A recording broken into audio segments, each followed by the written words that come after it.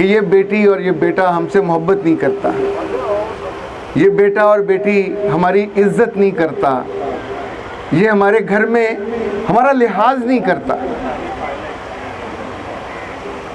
और ये बात सिर्फ पाकिस्तान में नहीं, पाकिस्तान से बाहर भी जितने हमारे यहाँ से जाने वाले दोस्त हैं। अभी चंद हफ्ते पहले अबू धाबी में एक ऐसा ही प्रोग्राम था, जब सेशन ख़त्म हुआ तो जो सबसे पहला सवाल किया, सफ़ेद दाढ़ी थी, खूबसूरत आदमी थे, देख के दिल खुश होता था। तो खड़े हुए तो उनकी आंखें नम थीं। उन्होंने कहा अख्तर अब्बास साहब, हम यहाँ 30 साल से हैं, 30 साल से कमा कमा के हमने दिरहमों के ढेर लगाए। जब पाकिस्तान जाते हैं तो हमारे पास सामान का इतना बोझ होता है कि PIA का जो तयशुदा उससे ज़्यादा हम पे करके जाते हैं, पर जब वापस आते हैं तो हमारा दिल खाली होता है।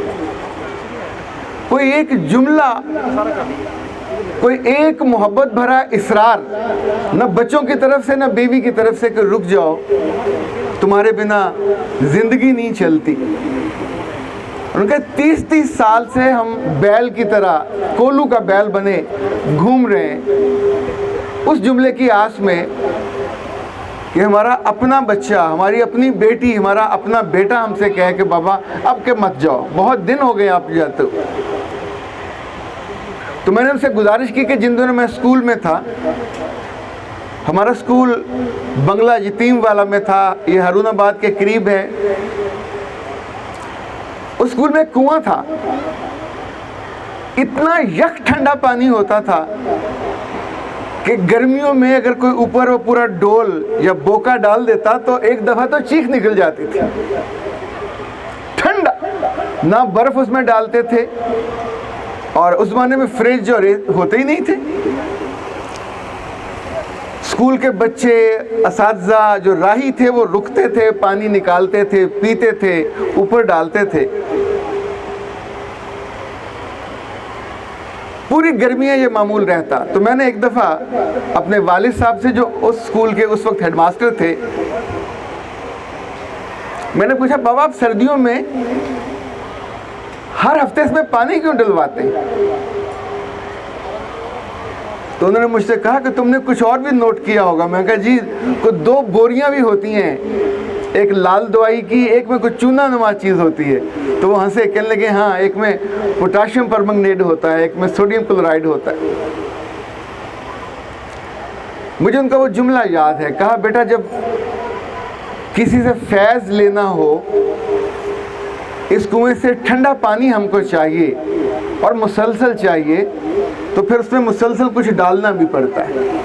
तो पूरी सर्दियाँ वहाँ स्कूल में पानी की बारी होती है, मंगल या बुध को।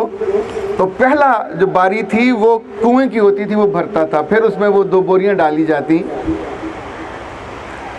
अच्छा, जब जब हम मोहब्बत की बोरियां नहीं डालते, हम आमतौर पर अपने बच्चों से कहते हैं कि बेटा मुझे तुमसे कुछ नहीं चाहिए, सिर्फ नंबर लेके आओ, सिर्फ डिग्री लेके आओ, सिर्फ शीट लो, तो ले आता है। जब उससे तवक्को नहीं है तो उससे मुतालबा कैसा? मोहब्बत डाली नहीं है उसमें मुतालबा डाला, एक्सपेक्टेशन डाली उसने, वो पेश कर दिया। यहाँ गुलबर्ग में हमारे दोस्त हुआ करते थे, बिल्कुल शान इस्लाम मस्जिद के सामने उनका घर था। इतना खूबसूरत बोर्ड लिखा होता था, अल्लाह दा फ़कीर। पौधों का बहुत शौक़ था उनको, पौधे लगाते, फूल उगाते, खुद ख्याल करते। एक दिन उनका फ़ोन आया, कहा अख्तर अब्बास जहाँ भी हो, जैसे भी हो, भाग के मेरे घर आओ। मैं उनके घर पहुँचा। एक खूबसूरत और शानदार आदमी ऐसे बैठा था जैसे कटा हुआ दरख्त ढह जाता, किसी ने तना काट दिया हो उसका। मैंने पूछा क्या हुआ? कहा सारी उम्र तुमसे झूठ बोलता रहा, तुम जानते हो मेरा एक बेटा है। ऐसा नहीं है, मेरे 2 बेटे। मैंने पूछा दूसरा कहाँ है? कहा जब मैं कुवैत में कमाता था और यहाँ के खर्च करता था तो घर में एक ही बात होती थी कि अहमियत पैसे की है, पैसा बहुत होना चाहिए। जब वो बड़ा हुआ तो उसने कहा ठीक है, वो तुम्हारा पैसा मैं भी कमा के दिखाता हूँ। तो एक रोज उसने टिकट कटाई और अमेरिका चला गया। And then he never came back. उसकी माँ मरी तब भी नहीं आया, हम बीमार हुए तब भी नहीं पूछा उसने, हमारे घर पे कुछ भी मसला हुआ, हम रोए, हम जागे, हम चीखे, ही नेवर बॉदर्ड। और आज सुबह ये हुआ कि जब मैं पौधों को गोडी कर रहा था तो एक 18-19 साल का लड़का उसने आके बेल दी। तो मैंने वहां बैठे बैठे खुरपा रखा, पूछा बेटा कौन हो, किससे मिलना है? उसने कहा शेख साहब से। उनका कौन है वो शेख साहब? उनका ही इज माय ग्रैंडफादर। तब उन्होंने कहा कि मेरे बस में नहीं था, मैं अपने हाथों को रोकता, जो फैल रहे थे उसको गले लगाने के लिए, क्योंकि वो मेरा पोता था, पर मैं जानता था वो क्यों आया है। मैं जानता था कि मैं बूढ़ा हो रहा हूँ और उसके बाप को ये खबर है कि अब ये बांट रहा है। एक घर उनका गुलबर्ग में था, एक गार्डन टाउन में था। वो मोहब्बत से नहीं आया। सो जिसको देखकर उन्हें खुशी होनी थी, उसकी आमद उनके लिए दुख का बायस बनी। ये जितने बेटे और बेटियां जब बड़े हो रहे होते हैं, आपकी आंखों में चमक आती है, पर हमारी चमक सिर्फ उनके नंबरों से क्यों आती है, ये एक आज का सबसे बड़ा सवाल है। मुझे याद है कुछ माह पहले मैं बैरून मुल्क जा रहा था, तो मैंने अपनी एहलिया से कहा कि हमारे घर में जो 3 बिल्लियां हैं वो तुम्हारे गिर्द ही घूमती हैं। जब बच्चे सोते हैं तो आके बेड पे सो जाती हैं। मैं जब ऑफिस से आता हूं तो मुझे लगता है आई एम एलियन। वो मेरे पास भी नहीं आती और उनका खाना मैं लेके आता हूं, उन पर खर्च मैं करता हूं, पर मुझसे तो उनके कोई शनासा ही नहीं है। अच्छा, मैं चला गया। जब मैं वापस आया तो अभी मैंने सामान रखा था, तो जो हमारा बिल्ला था उसका नाम शमौक, वो भागता हुआ आया और आके मेरी गोद में बैठ गया। जो उसकी ज़ौजा थी वो मेरे पाँव में आके घूमने लगी। उसका नाम फियोना है। तो मैंने खुशी से उनको गले लगाया, प्यार किया। साथ ही अपनी बीवी से पूछा क्या किया तुमने? उसने कहा मैंने गूगल बाबा से पूछा कि मेरा मियाँ चाहता है कि ये बिल्लियाँ उससे प्यार करें, तो मैं क्या करूं। देखिए, जब हम चाहते हैं किसी चीज को तो उसका हल निकलता है, जब हम नहीं चाहते तो हल नहीं निकलता। तो गूगल बाबा ने उससे कहा कि जिससे प्यार करवाना हो या जिससे चाहते हैं कि उससे वो फील करे उसका आना, तो उसके पहनने की कोई चीज उसके करीब कर दो। तो जितने दिन मैं घर से बाहर रहा, मेरे जूते जहाँ वो रहते हैं उनके करीब रखे, तो उसमें वो सर रख के आराम से सोए रहते थे। उन्होंने उस खुशबू को महसूस किया, वो इनहेल की और जुड़ गए। मुझे याद है मैं जब घर जाता था साल बाद, 6 माह बाद, तो जाके अपने वालिद साहब को ज़रूर दबाता था, उनके पाँव को, उनकी टांगों को, तो वो सो जाते। तो मेरी वालदा दूर से बाकायदा एहतजाज करती, वो कहती कि वो बेचारा दबा दबा के थक गया, तुसी चुप करके सो जाते, उन्हें मना तो करो। तो मैं कहता था कि बेजी, मसला उनके दबाने का नहीं है, मसला मेरे लम्स लेने का है। मैं तो इतनी दूर से ये आस लेके आता हूँ कि बाप को छूने का मौका मिले, उनको खिदमत का मौका मिले। पूरा पूरा साल गुजर जाता है, उनके पास बैठा ही नहीं जाता। तो टारगेट आपके अपने दिल में होता है, आरज़ू आपके दिल में होती। जब आपके दिल में जैसी ख्वाहिश हो, अभी हाल ही में एक बहुत ही नेक खातून आई जो दर्स कुरान देती हैं, पूरे शहर की वो नाज़िमा हैं, उसकी इंचार्ज हैं। साथ उनका मियाँ था जिसकी 2 फैक्ट्री हैं और एक ही उनका बेटा है। और उनका कहना यह था कि हमारी ज़िंदगी की पूरी मता हमारे हाथ से निकल गई है। जब हम घर आते हैं तो ये हमको पहचानता नहीं है, जब हम साथ बैठना चाहते हैं तो ये दोस्तों की तरफ भागता है, वो जो सारा वक्त हमने लोगों को पढ़ा के और लोगों को बता के उनकी ज़िंदगी संवारते रहे, हमारा अपना असासा हमारे हाथ से निकल गया। हमने ज़िंदगी में सबसे ज़्यादा मोहब्बत सैयद अबू अला मौदूदी से की। पहली मोहब्बत वही थे, उनकी किताबें। आप में से शायद कुछ बुज़ुर्गों को उन्हें देखने का इत्तेफाक हुआ हो। इस कदर खूबसूरत बाबा था, इस कदर शानदार, मतलब मुझे वो मंजर याद है, लोग उनके दरवाजे पे यूं हाथ रख के उनको देखा करते थे, और ज़ोहर के बाद जब वो बैठते थे तो बारी बारी जितने लोग आया होते थे वो उनको देखते थे। वो सब पान खा रहे होते थे, बिल्कुल सफ़ेद कपड़े, और एक पान का दाग कपड़ों पे या होंठों पे नहीं होता था। मैंने पहली दफ़ा उन्हें नमाज के बाद वहीं देखा।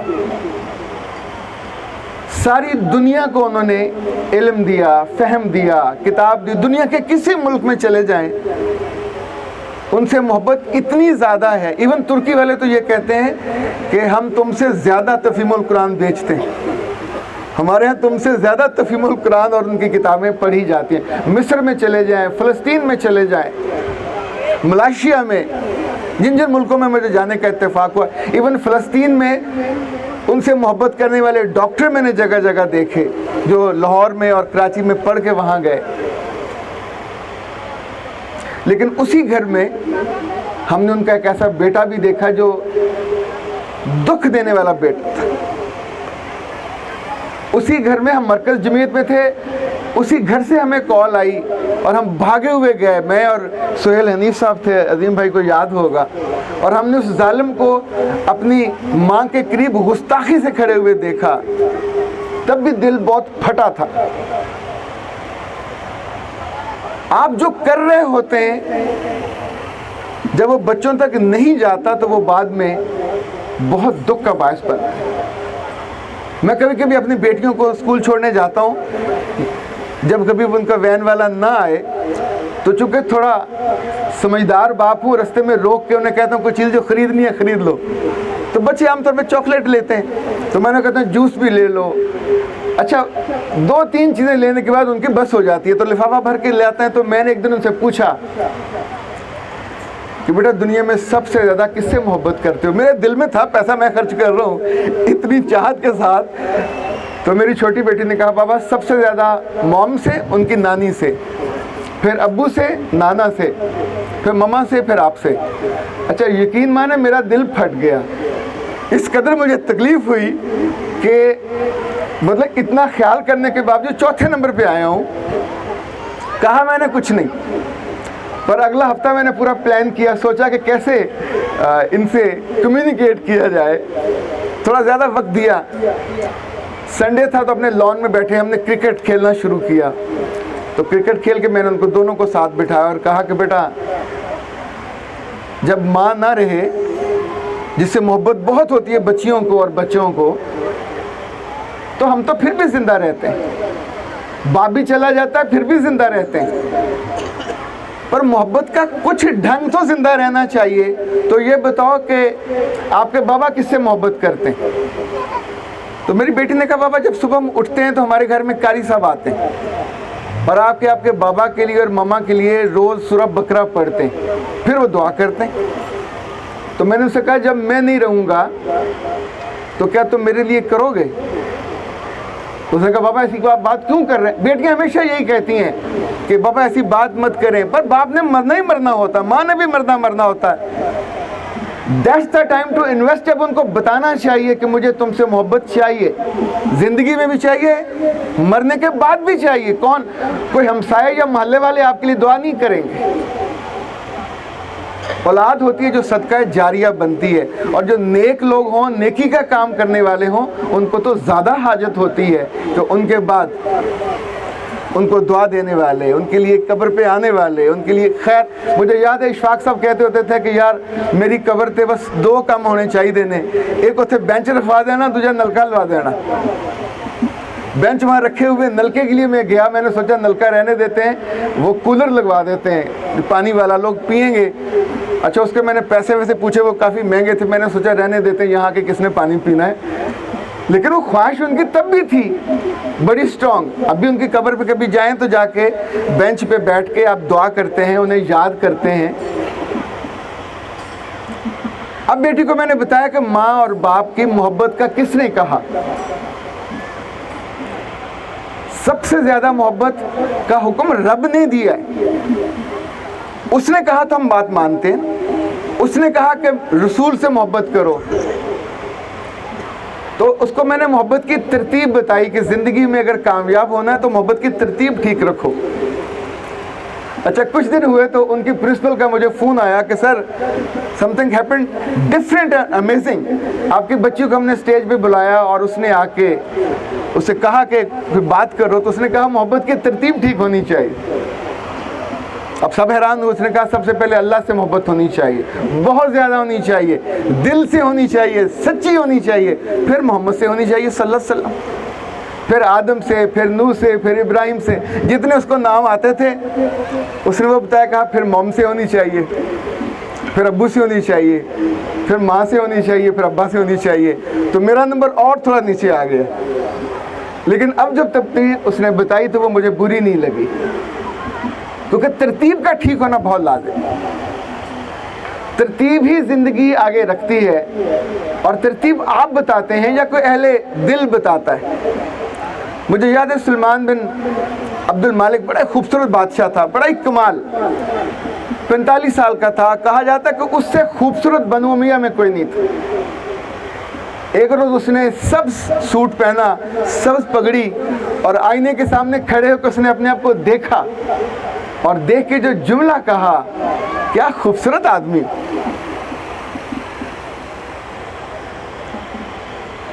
The moment he said the sentence, उसी लम्हे पास एक बांदी गुजर रही थी, वो रुकी और उसने वो जुमला सुना, और जुमला सुन के उसने कहा, वो अरबी का पूरा शेर है लई सांता है माता का, कि तू जो कहता है तू बहुत खूबसूरत है, तो सच कहता है, पर तेरे में एक ही खराबी है, तुझे बका नहीं है।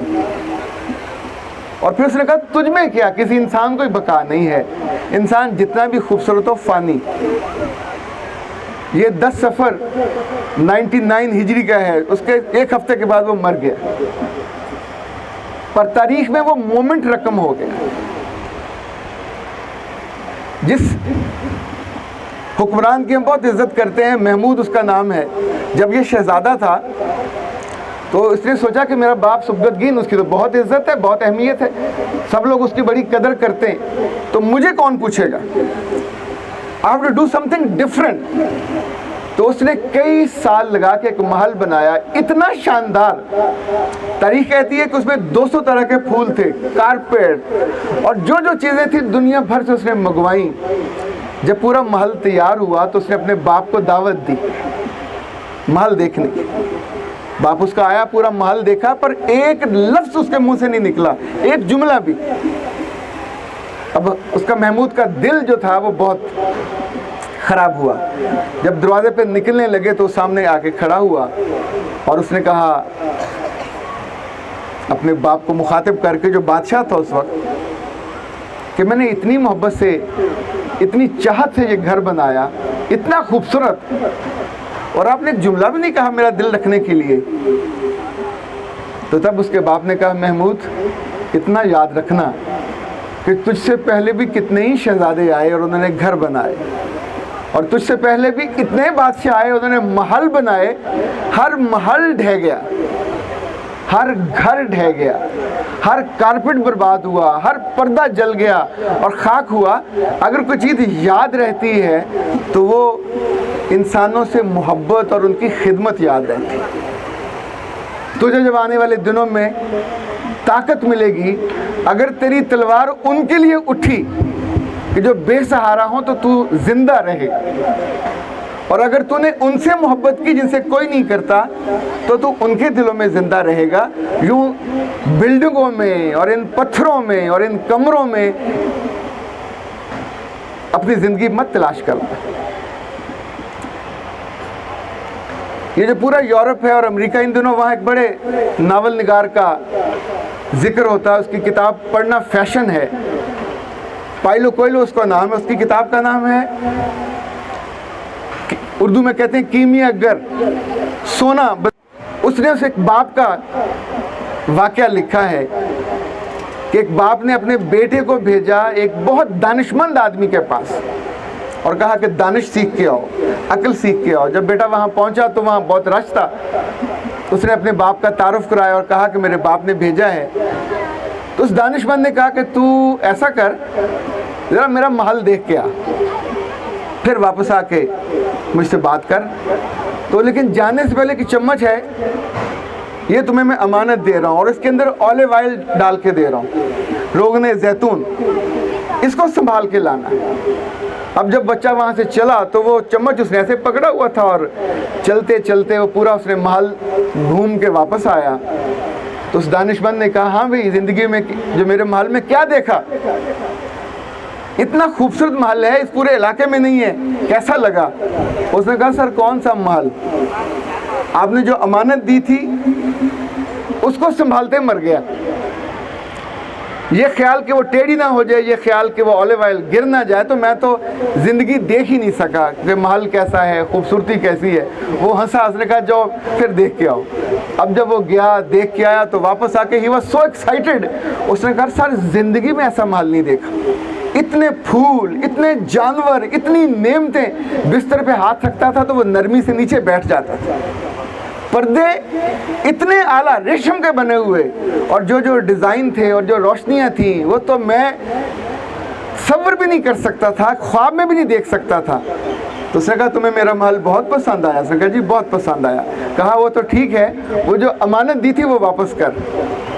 तब उस लड़के ने कहा कि सर पता ही नहीं चला किस लम्हे मेरा हाथ नीचे हुआ, किस लम्हे वो चम्मच मेरे हाथ से गिरा, ऑलिव ऑयल पहले गिरा कि चम्मच पहले गिरा, सो मैं तो ये बता भी नहीं पाता। इतना मैं मगन हुआ उसको देखने में। तब उसने सिर्फ एक बात उससे कही जो मैं आपसे शेयर कर रहा हूँ। उसने कहा, मेरे बेटे, जब ज़िंदगी में आओ तो रब ने तुम्हें जो अमानत दी होती है, इंसानों से मोहब्बत करने की, रिश्तों से मोहब्बत करने की, रिश्तों का ख्याल रखने की, ये चम्मच में डलने वाला ऑलिव ऑयल, इसको ख्याल रखोगे, इसको संभालोगे, तो वापस यही तुम्हारे साथ जाएगी। तुम ज़िंदगी भी जियोगे, तुम लोगों के साथ भी जियोगे, तुम ज़िंदगी में रहोगे भी, लेकिन अपनी उस जो ज़िम्मेदारी है, जो अमानत तुम्हारे पास है, उसको नहीं कभी भूलना। ये जो बच्चे, ये जो बेटे और बेटियां यहाँ आए हैं, आई विश के ये ज़िंदगी में बहुत कामयाब हों, अपने घरों में भी कामयाब हों, अपने प्रोफेशन में भी कामयाब हों, अपने रिश्तों में भी कामयाब हों, और इनको याद कर कर के इनकी माँ और इनके बाप फ़ख्र से उनके सर बुलंद हो और आंखों में नमी इस बात पे आए कि हमने जिस बेटी और बेटे को जन्म दिया वो हमसे मोहब्बत करती है। मैंने एक दफ़ा अपनी वालदा से कहा कि आप मुझसे ज़्यादा मेरी बड़ी बहन से मोहब्बत करते हो, तो ये तो जुल्म है। तो उन्होंने हंसते हुए कहा कि जिस कमरे में मैं सोती हूँ, तुम साथ वाले कमरे में, तुम्हें कभी पता चला कि मैं बीमार हुई हूँ या मुझे बुखार हुआ या दर्द है? तो मैंने कहा, आप बताएंगी तो पता चलेगा। तो कहा, तुम्हारी बहन बहावलपुर होती है, जिस रात मुझे ठीक से नींद ना आए वो सुबह वहाँ से उठती है और फ़ोन करती है। अच्छा, जब औलाद माँ बाप को फील करके जीती है तो रिश्ता और तरह का होता है। ये रिश्ते कानूनी बंधन के साथ नहीं होते, ये रिश्ते तो महसूस करने के होते हैं, ये रिश्ते तो साथ जीने के होते हैं। अल्लाह के रसूल सल्लल्लाहु अलैहि वसल्लम ऐसे हज़रत फ़ातिमा से मोहब्बत नहीं करते थे कि आखिरी बात भी उनके कान में कही और सारी मोहब्बत भी उन पर लुटाई और उनको अपनी उस मोहब्बत का सबसे ज़्यादा हिस्सा भी उन्हीं को दिया और जन्नत की औरतों का सरदार भी उन्हीं को बनाया। हम सब ज़िंदगी में सरदार बन के जिए, पर सरदारी औलाद से कायम होती है, चूँकि बाद में जब रुखसत होती है तो यही औलाद रुखसत करती है। मैं आपसे ये बात इसलिए बहुत इसरार से कह रहा हूँ कि कुछ अर्सा पहले एफसी कॉलेज में एक प्रोफेसर साहब थे, वो जो मजमून पढ़ाते थे तो क्लास में टांग पे टांग रख के कहते थे रमज़ान में कि अब से अपने रब से कहो मुझे आके मना करके दिखाए। पीता हूँ। तो उनका जो शागिर्द था रात को मेरे पास आता और आके रोता कि बहुत बुरा लगता है। तो मैंने उसे कहा ना, वेट करो, अल्लाह कुछ चीज़ें दिखाता है, कुछ उसकी मर्ज़ी होती है। वो वहाँ से रिटायर हुए, जीसी में गए, वहाँ वो प्रोफेसर एमरिटस बने। जिस दिन फौत हुए उनके जनाजे में 7 लोग थे, साथ में एक वो लड़का भी था जो सिर्फ देखने गया था। और जिन लोगों ने उसकी लाश को उठा के ज़मीन पे फेंका, वो कभी ज़िंदगी में कब्रिस्तान गए ही नहीं थे। उन्हें ये इल्म ही नहीं था कि क्या करते हैं। हम तो जाने वाले को जितने एहतराम से, जितने इज़्ज़त से, जितने इकराम से, यानी आखिर तक जब उसको रख रहे होते हैं। कल इब्राहिम मुराद बता रहा था कि जब अपने अब्बा को उसने कब्र में उतारा, अच्छा जिस मोहब्बत से वो जिक्र कर रहा था डॉक्टर हसन से मुराद का, कहा यहाँ से खून रिस रहा था। 3 दिन हो गए थे फौत हुए, और जिस्म ऐसे था जैसे रुई का गाला हो, जिस्म अकड़ जाता होता 3 दिन में। फिर उसने कहा, मैंने अपने डॉक्टर से कहा इनके मुंह को मत बांधो, सारी उम्र मुस्कुराएं। तो वो जो मुस्कुराते हुए उनके दांत थोड़े से नज़र आते थे, उस लम्हे जब वो फौत हुए तब भी उनका चेहरा बिल्कुल वैसा ही था। उस लम्हे का अक्स उस इब्राहिम कितना है, 19-20 साल का होगा, उसकी आंखों में जमा था। जब उनसे मोहम्मद मियाँ सोमरों ने पूछा, वो ताज़ियत पे आए थे, कि तुम्हें कोई चोट तो नहीं आई? उसका जुमला एक बेटे का जुमला था। कहा बैरूनी तो कोई नहीं आई। फिर वो चुप हो गए। ये जो मोहब्बत है, ये अजीब जालिम तरह की चीज़ है। ये इंसान को जिंदा कर देती, ये उसके जाने के बाद भी जिंदा रखती। तो उस आदमी को जब कब्र में उतारा तो उसका बेटा साथ था, और सबसे पहले उस पर मिट्टी डालने वाला वो था। तब वहां से गोरगन भागा के ठहरो ठहरो, इस तरह नहीं इसको दबाते मुर्दे को। उन 7 में से कभी जिंदगी में कोई उसकी कब्र पे दोबारा नहीं जाएगा। क्यों जाएगा? ना उनको सिखाया गया था, ना उनको बताया गया था, ना उनको कभी तरबियत ही दी गई थी। सो ज़िंदगी में जो चाहिए आपको, हम लोगों को बताते हैं, लेक्चर्स देते हैं, इज्तिमात करते हैं। अपने बच्चों को भी वही सबक देना चाहिए, वही बताना चाहिए, ताकि कल वो आपकी मोहब्बत में मुब्तला हों और आपके आने वाले दिन सौखे हो जाएं, आसान हो जाएं। हमारे उस्ताद मोहतरम कहते होते थे कि जब लोग आलम बरज़ख में होते हैं तो अमाल नहीं कर सकते, पर उनके बेटे और बेटियां जो उनको तोहफे भेजते हैं वो फूलों की तरह उनको दिए जाते हैं, और उस वक्त लोग एजाज़ महसूस करते हैं कि मेरा बेटा और मेरी बेटी बाकियों से अच्छी है जो मुझको याद रखती है। आप सबको बहुत मुबारक हो जिनके बच्चों ने आज यहाँ इतने उम्दा नंबर लिए हैं। आने वाले दिनों में आपके बाकी बच्चे भी इसी तरह नंबर लें, इसी तरह आपकी इज़्ज़त बनाएं और बढ़ाएं, और यहाँ पे स्टेज पे आएँ और शील्डें लेके जाएं जो आपके घर में सजें। पर एक एक शील्ड और भी सजाइए उनके दिलों में जो आपकी खालिस मोहब्बत से जुड़ी हो, और उस मोहब्बत से पहले ऊपर रब की मोहब्बत हो, फिर मोहम्मद सल्लल्लाहु अलैहि वसल्लम की मोहब्बत हो, उसी तरतीब के साथ, ताकि जब हम और आप ना रहें तो भी मोहब्बत का ये सफ़र चलता रहे। इसी के साथ कामयाबी जुड़ी है और इसी के साथ इज़्ज़त भी जुड़ी हुई है। नाश्ते से पहले इतना ही मेरा ख्याल काफ़ी है। मैं आप सबके लिए ज़िंदगी की कामयाबी की और आखिरत की कामयाबी की दुआ करता हूँ, और ये आरज़ूमंद हूँ कि रब मेरे लिए भी यहाँ भी आसानियाँ करे और वहाँ भी आसानियाँ करे। अस्सलाम वालेकुम व रहमतुल्लाह।